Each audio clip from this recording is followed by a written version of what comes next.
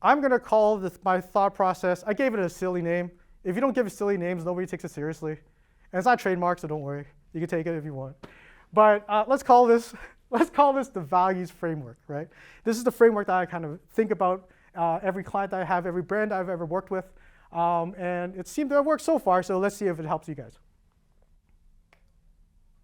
And once you, I guess the goal really here is once you understand all the needs you provide, it won't matter what platform comes up or what medium you need to create for, you understand what you need to, how to create content for that. And as I'm taking you through this framework, I'm going to take you to how it was applied when I was working with Pret. And so that you guys have an actual sandwich shop, so we don't have to pretend. But you'll see how it was applied to a real business. So the first question I ask in this framework is, what value does your brand offer as a business? And I don't mean the sandwich. The sandwich is the product, the service, that's fine. But these are the two questions you should ask. The first one is, why was the business started in the first place? Right? If you are an entrepreneur, or if you're a freelancer, or you create your own business, think about what the problem was you thought that you need to solve with your business, or a gap in the market, and it's only you can solve, right? And you also want to think about what aspirational goals your business has, right? Beyond just selling sandwiches. Do you have a moral compass that you follow? Are there certain guidelines that you follow, and you aspire to be something more than just a sandwich pusher? The second question is, how is the business adding value to the public?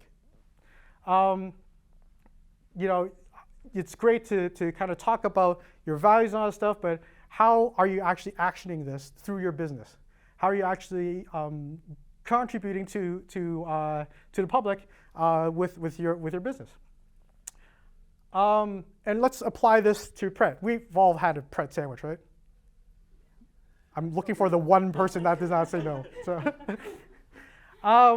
but in 1986, when they first opened, they wanted to be a sandwich shop that was quick and that was also fresh, which did not exist in 1986, if anybody can think that far back. And in 2016, they actually saw another problem, which was that veggie fast food just wasn't very exciting. It wasn't very readily available, right? So those were, I think, two problems that they wanted to solve through their business. And their aspirations was to always be seen to be doing the right thing, whether it's sourcing the food, whether it's their ethos. They wanted to be seen as always doing the right thing.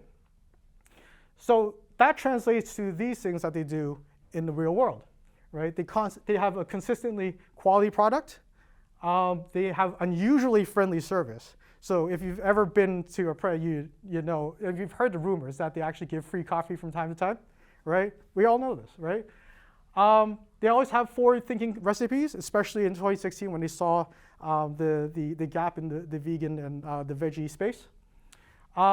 They also donate excess food to those in need, which is fairly unusual.